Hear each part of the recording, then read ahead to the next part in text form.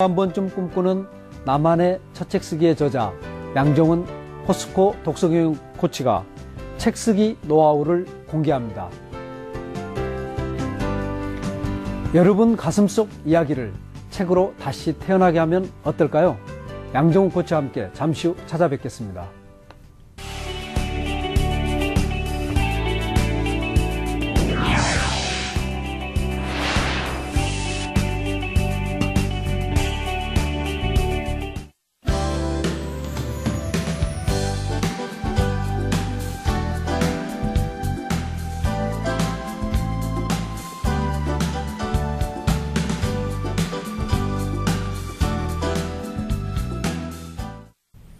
오늘 스타벅스는 책을 사랑하고 또 나만의 책을 갖고자 하는 분들을 위한 특별한 시간 마련했습니다.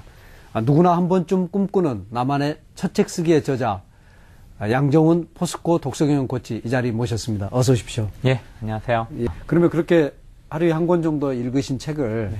어떤 식으로든지 기록으로 남기십니까? 참 그 귀찮던데요, 저는 해보면. 저는 아무래도 글 쓰는 것들을 생각하고 그게 좀 저한테 맞다 보니까 예. 어떤 식으로든 뭐 블로그에도 매일 한 편씩은 그 글 쓴 거를 정리를 해놓고 제 주변 지인분들한테 이런 책이 있는데 이런 구절이 좋더라.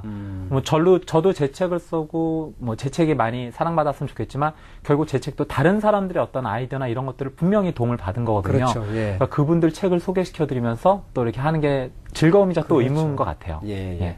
요즘 그 좋은 책을 100개 쓰는 게 좋다 이런 말씀들을 참 많이 하시거든요. 네네. 예. 필사하는 거죠. 네, 맞습니다. 어떻습니까? 그렇게 혹시 해보신 적이 있으신지요? 그럼요.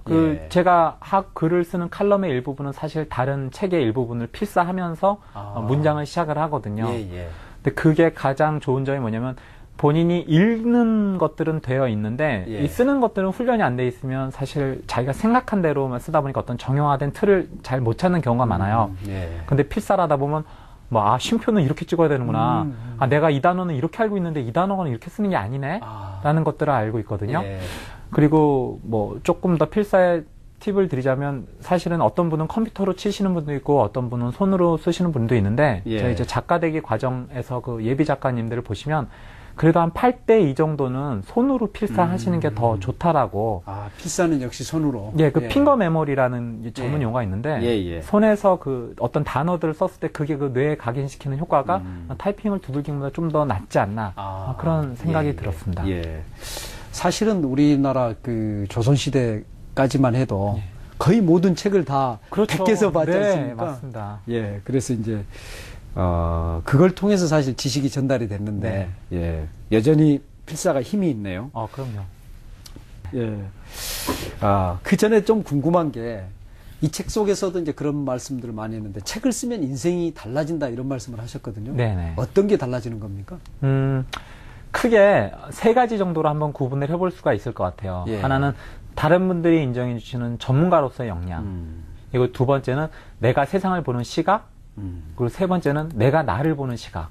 이렇게가 좀 달라질 수 있을 것 같아요. 첫 번째 사례로 좀 대외적인 분야인데, 최근에 읽었던 책 중에 그 제이슨 프라이드라는 사람이 쓴 똑바로 일해라는 책이 있었거든요. 그 영어 원제로 리워크라는 책이었는데, 그 책이 이제 작은 회사를 운영하면서 큰 회사가 처음에 마케팅이나 어떤 이렇게 전략적으로 움직일 수는 없지만 이런 빠른, 소규모 창업을 하는 사람한테 아주 유용한 팁이 많은 책이었어요. 근데 거기에 이런 구절이 있어요. 만약 당신이 누군가를 고용해야 된다면 뛰어난 작가를 고용해라 라는 구절이 있어요. 왜 그러냐? 글쓰기가 뛰어난 사람은 어디든지 써먹을 때가 있다. 그래서 마케팅 부서에서 써먹을 수 있고 홍보 부서에서 써먹을 수 있고 아니면 CS 고객 만족한 데 써먹을 수도 있고 정말 여러 부서에 써먹을 수 있으니까 최소한 홈페이지 만드는 데서도 써먹을 수 있다. 그러니까 이런 쓰임이 많은 쪽은 꼭 고려해갖고 글쓰기가 탁월한 사람은 이렇게 채용하도록 해라라는 구절이 있고 최근에 그 김난도 씨의 그 아프니까 청춘이다라는 책이 많이 또 스테디셀러인데 거기에 그 젊은이들한테 하는 조언 중에 그런 구절이 있어요. 그러니까 내가 그대들에게 단 하나 권하는 그 역량이 있다면 글쓰기 역량이다. 그러면서 글쓰기 능력을 꼭 키워놓으라고 들고 싶다라고 하면서 학자나 뭐 작가가 아니면 무엇하러 글쓰기 능력을 들여야 되냐라고 얘기를 하지만 사실 글쓰기 여러모로 힘이 세다. 그래서 한비아 씨가 자기를 인생을 발견한 거는 여행을 하면서 발견했지만 예. 그 여행하는 가치를 알린 것은 결국 글쓰기 실력이었다. 예. 그래서 뭐 제가 생각해도 뭐 최재천 교수님이나 생물학 쪽에 그렇죠. 아니면 과학 콘서트의 정재성 교수님이나 사실은 글쓰기를 통해서 대중들에게 많이 알리게 되고 그렇죠. 어떤 소통하는 전문으로서 능력이 된 거죠. 인정을 예, 받게 예. 된 계기였거든요. 예. 그래서 전문가에도 우리가 그 사람 책을 몰라서 몰라주는 사람이 얼마나 많습니까? 예, 그죠? 맞습니다. 예, 그분들 속으로 억울하잖아요. 그런 분들 중에 이런 분들이 있어요. 쟤보다 내가 더 네네. 뛰어난데 사석에서 그런 말씀 하시는 분들 네. 많거든요. 저 허당인데 저. 네, 할 수 있죠. 예. 근데 하나가 빠졌네요, 그분한테. 이렇게 글쓰기 능력을 다른 분은 가지고 계셨던 거네요. 네, 그렇죠. 그러니까 그런 차원에서 꼭 권하는 대외적으로 인정받는 차원에서도 가장 강력한 매체 중에 예. 하나 아닐까 생각하고 전문가가 될 수 있다는 거. 예, 첫 번째는 그렇고요. 예. 두 번째는 이제 내가 세상을 바라볼 수 있는 시각인데 사실 이렇게 뭐 짧은 글을 쓸 때는 그런 시각이 조금 이렇게 풍부하지 않아도 괜찮지만 이걸 책으로 한 권을 엮겠다라고 말을 하면 최소한 뭐 A4지로 치면 한 120장에서 150장 정도를 내가 뭔가를 갖다가 구성을 해야 되거든요. 예. 그러다 보니까 세상을 바라보는 시각이 굉장히 예리해지게 돼 있습니다. 그래서 저 기사거리는 예를 들어 신문 하나를 보더라도 저 기사거리는 이 책의 어디 부분에 들어가면 맞겠다. 그렇네요. 혹은 뭐 저 미디어에서 나오는 자료는 어디에 쓰면 맞겠다. 이 책에서 본 거는 내 책의 어떤 부분에 또 응용할 수 있겠다. 사람들과의 대화나 인터뷰도 굉장히 예리해질 수 있고요. 그러네요. 내가 보는 시각이 달라진 거죠. 지식의 이제 지형도가 그려지네요. 그렇죠. 재조합을 할 수 있는 능력들을 자연스럽게 키울 수 있게 되니까요. 예. 그리고 마지막으로 정말 제가 가장 크게 꼽는 건데 나 자신을 볼 수 있는 그런 능력이, 그러니까 자아성찰 능력이라고 하는데 그런 굉장히 도움이 많이 됩니다. 그러니까 내가 이런 자료를 찾으면서 내가 이런 글을 쓰고 싶어 했구나. 예. 내가 이런 표현을 하고 싶어 했구나. 사실 제가 알고 있기로 작가로만 전업 작가분들이 월 수입이 그렇게 많지가 않으세요. 그렇죠. 예. 근데 사실 직업의 만족도로 보면요, 항상 상위 랭킹을 달리고 있으시거든요. 근데 그게 뭐냐면 내가 그런 어떤 세상과 소통하고 나를 찾는 그 시간 자체가 너무 즐거우신 거예요. 예. 일을 하시면서. 그렇죠. 내가 이걸 맡고 이 주제가 즐겁구나라는 생각을. 그게 가장 큰 보람이 아닐까 생각을 합니다. 돈을 별로 못 벌어도. 예, 그건 좀 일단 부차적인 것 같아요. 사실 작가로서만 살면서 돈을 많이 번다라는 거는 조금 어려움이 있는 것 같아요. 그거는 이제 정말로 베스트셀러 작가 특별한 경우고. 예, 아주 특별한 경우가 정말. 그렇네요. 예. 지금 실제로 나만의 책 쓰기를 하는 사람들과 함께 어떤 프로그램을 진행하고 계시죠? 예. 네. 그러니까 작가가 되고 싶어 하는 꿈을 갖고 있는 분들하고 같이 1년에 52주 프로그램 코스를 해갖고 매주 미션을 드리고 뭐 글쓰기 필사도 봐드리고 그분들이 이제 새로운 글 같은 걸 쓰면 서로 피드백도 드리는 그런 글쓰기 코칭 프로그램을 운영하고 있습니다. 예. 이름이 참 이뻐요. 꿈꾸는 만년필. 네. 좀 더 소개를 좀 해주시면 좋을 것 같아요. 네. 꿈꾸는 만년필이라는 거는 작가 되기 코칭 과정 프로그램이고 그리고 아까 말씀드렸듯이 좀 이게 작가가 될 수 있을 가장 기본 바탕이 뭘까 한국에서 그런 것들을 여러 출판사분들한테 여쭤봤었어요. 어떻게 하면 책을 낼 수 있느냐, 어떻게 하면 작가로서 성장할 수 있느냐, 또 작가분들도 인터뷰를 하고 그분들이 냈던 내용들이 다독 그리고 다작, 다상량 이런 구절이었어요. 거기에 제가 하나 추가를 시키면 개인 브랜드를 좀 갖고 있으면 훨씬 더 도움이 되겠다. 근데 사실 일반인들은 이런 개인 브랜드가 사실 많지 않거든요. 그렇죠. 예, 그래서 이 코칭 프로그램 과정에 개인 브랜드를 높이는 과정들을 하나하나 차근차근 실천해 나가면서 이 작가분들이나 기성 작가분들이 아니면 출판사분들하고 어떤 인맥을 형성시켜드리고 그분들한테 통해서 이런 커리큘럼 수업들을 배워나가고 그러면서 출간 기획서를 작성하는 법 배우고 그리고 자신의 글이나 소재를 찾아가는 방법들을 이런 코칭 스타일로 진행해가는 그런 과정들입니다. 예. 이 과정을 얼핏 보니까 맨 처음 과제가 이렇게 목차를 잡거나 내가 뭘 쓸까가 아니고 방안을 꾸미는 걸로부터 시작을 하던데요. 예, 맞습니다. 실제로 그렇게 시작하자 그러면 좀 황당해하는 분도 있을 것 같은데 어떻습니까? 왜 방안을 그렇게 바꾸는 걸로부터 글쓰기를 시작합니까? 이게 저도 이제 시간 관리 책을 쓰다 보니까 나온 자료인데 어포던스의 법칙이라는 게 있습니다. 그게 뭐냐면 그렇게 되어지도록 디자인되다라는 의미거든요. 그러니까 예를 들어서 그 게임 그 조이스틱 게임기를 갖다가 한 번도 써보지 않은 사람한테 그 게임기를 주잖아요. 예. 그럼 그 사람이 그 게임기를 한 번도 다뤄본 적이 없음에도 불구하고 그 게임기를 이렇게 버튼을 누르고 조종관을 땡겨요. 그렇죠. 예. 근데 왜 그러냐면 디자이너들이 그거를 제품을 디자인할 때 그렇게 할 수 있도록 꾸며놨기 때문이거든요. 손이 저절로 가게. 그렇죠. 예, 맞습니다. 예, 예. 그렇기 때문에 사람이 맨 처음에 환경을 만들지만 결국 그 환경에 영향을 받는 건 다시 그 사람이거든요.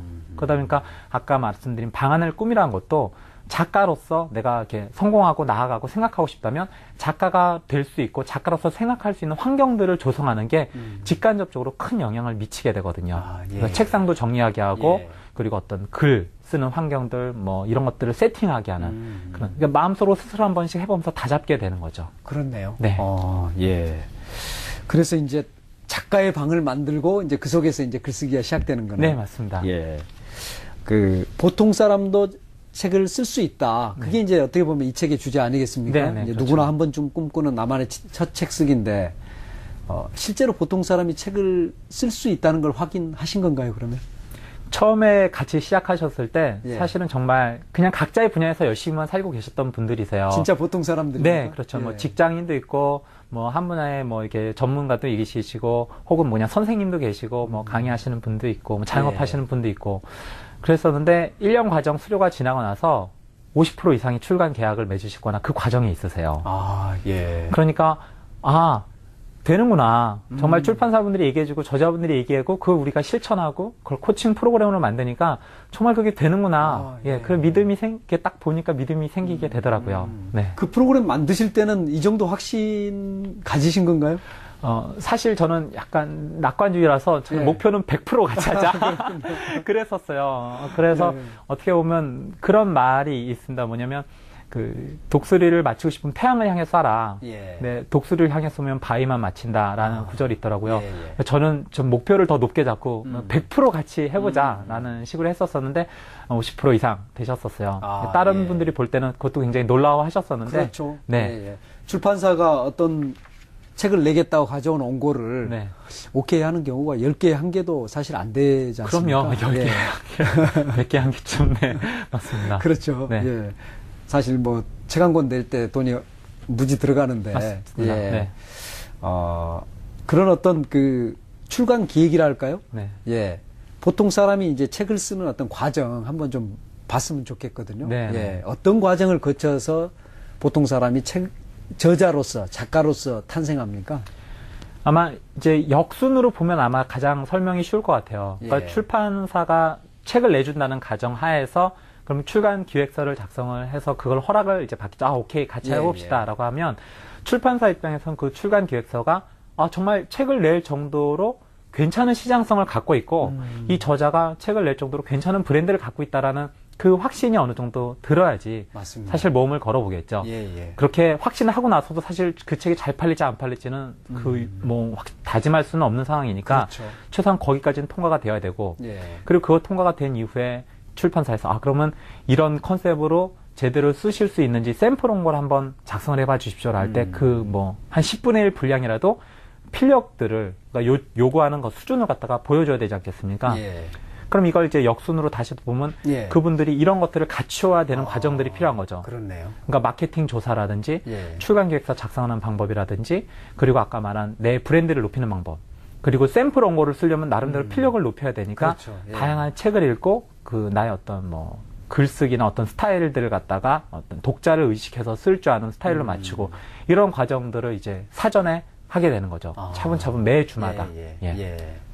그 과정에서 글을 좀 못 쓰는 분도 바뀝니까? 저는 충분히 바뀐 거를 많이 봤습니다. 예. 근데 다만 이제 그분이 그런 열의가 있으셔야 되겠죠. 내가 이 정도면 잘 썼는데 꼭 내가 바뀌어야 돼? 라고 하면 이제 자기 안의 세계는 확실하지만 자기 바깥의 세계하고 커뮤니케이션 하는 게 좀 어려우면 사실 그 글쓰기가 좀 나아지진 않겠죠. 그래서 저희 그 예비 독자분들끼리 서로 그 샘플 원고나 그런 글들이 나오면 서로 읽고 다 그 저자의 관점이 아닌 독자의 관점에서 피드백을 주게 돼 있어요. 이건 제가 무슨 소리인지 사실 잘 모르겠어요. 그럼 쓰신 분은 사실 내가 그 분야의 전문가이기 때문에 본인은 그 소리를 무슨 소리인지 알거든요. 그럴 때 자기 바깥의 세계로 좀 나와볼 수가 있는 거죠. 내가 너무 어렵게 썼구나. 너무 돌려서 표현했구나. 그러면 좀 더 쉽게 쓰고 이해시키면서 자기만의 스타일을 갖다가 이제 눈높이를 맞춰가면서 이제 좋은 책이 나올 수 있다라고 생각을 합니다. 예.